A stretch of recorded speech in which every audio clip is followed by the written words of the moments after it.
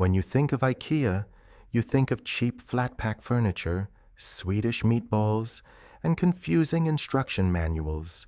But behind the friendly blue and yellow storefront lies one of the most brilliant and complex financial schemes ever created. Legally, IKEA is not a furniture company.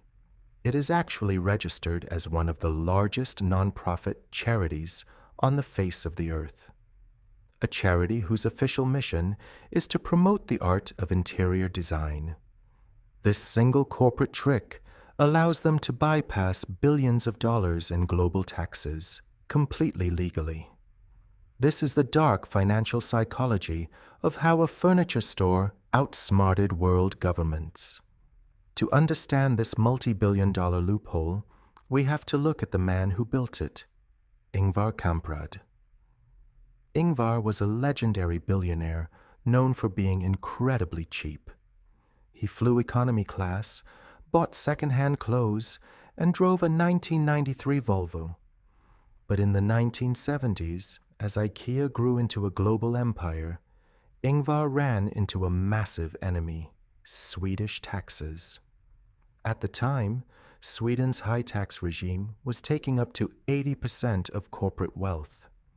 Ingvar refused to give his hard-earned money to the government. He didn't just want to save money, he wanted to protect IKEA from being broken up or sold after his death. So, instead of fighting the system, he hired the world's best corporate lawyers to build an unbreakable labyrinth.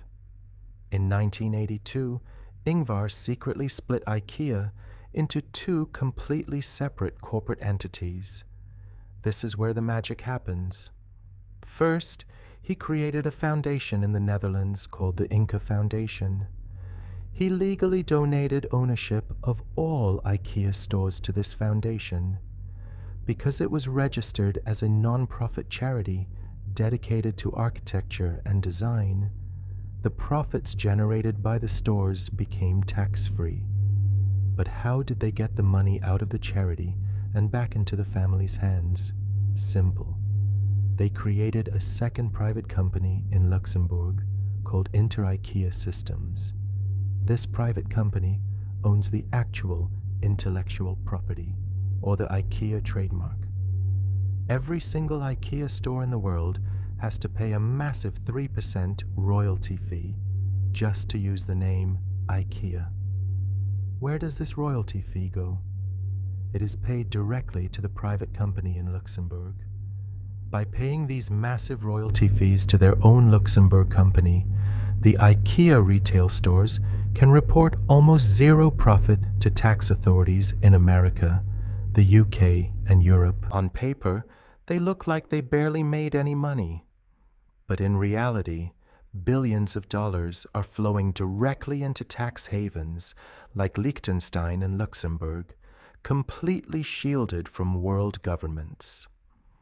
In 2012, investigators discovered that the Inca Foundation was sitting on over $30 billion in cash reserves, while donating only a fraction of a percent to actual real-world charities. IKEA had successfully turned the concept of charity into the ultimate corporate weapon.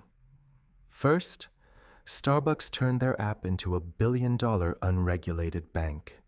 Red Bull sold a marketing illusion using London trash, and IKEA built a global empire disguised as a non-profit charity. The modern business world is not run by products. It is run by loopholes.